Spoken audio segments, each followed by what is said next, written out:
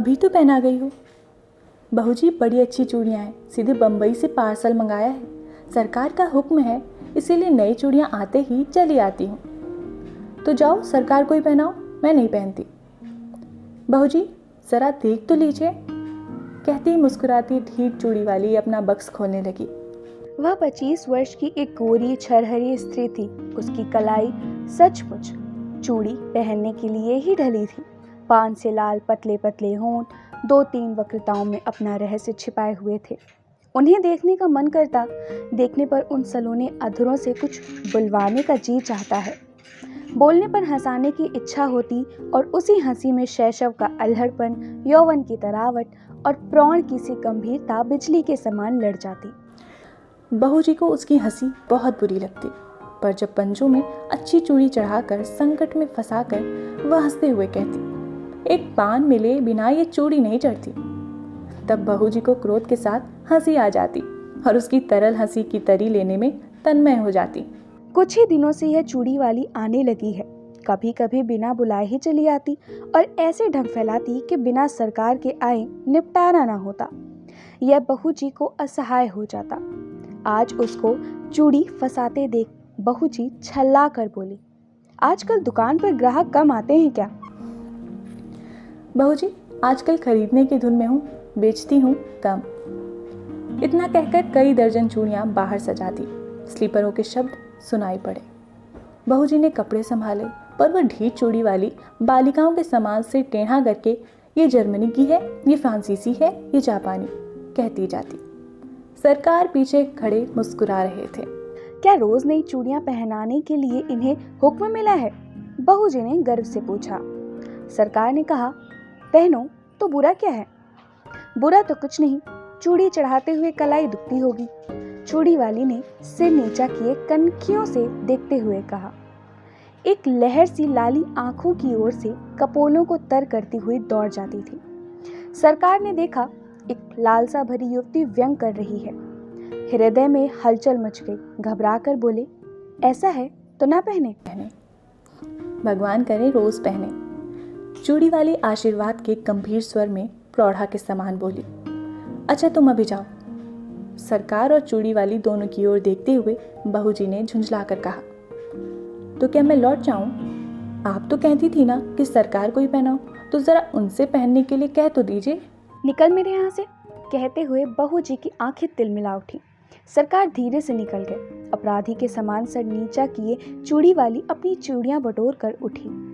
हृदय की धड़कन में अपनी रहस्यपूर्ण निश्वास छोड़ती हुई चली गई। चूड़ी वाली का नाम था विलासिनी। वह नगर की एक प्रसिद्ध नर्तकी की कन्या थी। उसके रूप और संगीत कला की सुख्याति थी। वैभव भी कम न था।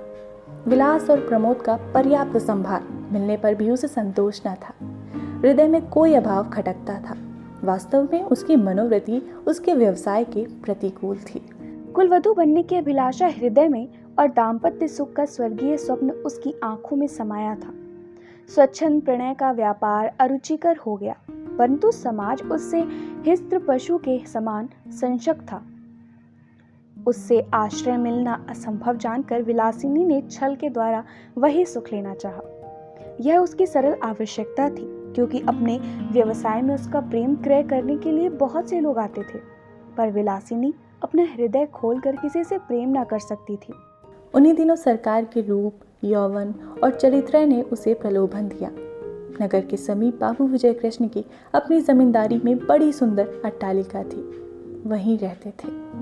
उनके अनुचर और प्रजा उन्हें सरकार कहकर पुकारती थी। विलासिनी की आंखें विजय कृष्णन पर गड़ गईं। अपना चिरसज्जित मनोरथ पूर्ण करने के लिए वो कुछ दिनों के लिए चूड़ी वाली बन गई थी। सरकार चूड़ी वाली को जानते हुए भी अनजान बने रहे। अमीरी का एक कौतुक था, एक खिलवाड़ समझकर उसके आने जाने में बाधा न देते। विलासिनी के कलापूर्ण सौंदर्य ने जो कुछ प्रभाव उसके मन पर डाला था, उसके लिए उनके सुरुचिपूर्ण मन ने अच्छा बहाना खोज लिया था। वे सोचते, बहू जी का कुलवधू जनोचित सौंदर्य और वैभव की मर्यादा देखकर चूड़ी वाली स्वयं पराजय स्वीकार कर लेगी और अपना निष्फल प्रयत्न छोड़ देगी। तब तक यह एक अच्छा मनोविनोद चल रहा है। चूड़ी वाली अपने कौतूहलपूर्ण कौशल में सफल न हो सकी।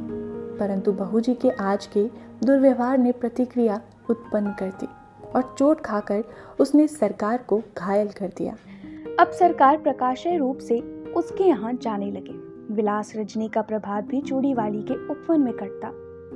कुल मर्यादा, लोक लाज और जमींदारी सब एक और चूड़ीवाली अकेले।